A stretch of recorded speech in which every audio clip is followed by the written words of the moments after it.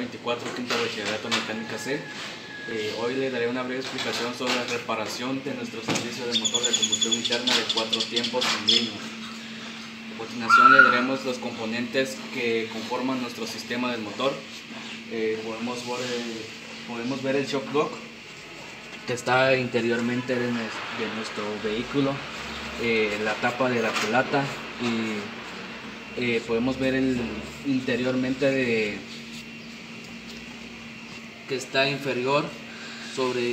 En él se encuentran las válvulas, el árbol de levas, los resortes y los balancines. Podemos ver el sistema de refrigerante, ya que podemos ver esto sirve para que se distribuya a través del movimiento para no sobrecalentarse nuestro motor. Esto ayuda para circular el sistema de refrigeramiento. Podemos ver el vaso de expansión que está distribuido de nuestro motor.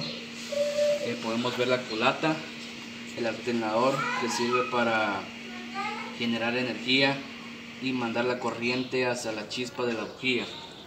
Podemos ver el distribuidor, es el que se encarga de distribuir la gasolina a cada uno de los inyectores. Eso a través de todo podemos ver nuestro motor darle servicio preventivo o servicio menor, ya que a la hora de no darle servicio podemos ocasionarle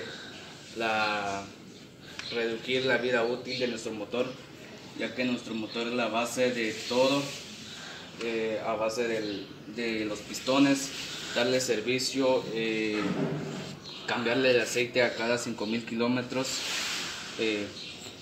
Podemos ver la correa de tiempo que está distribuida en esta parte,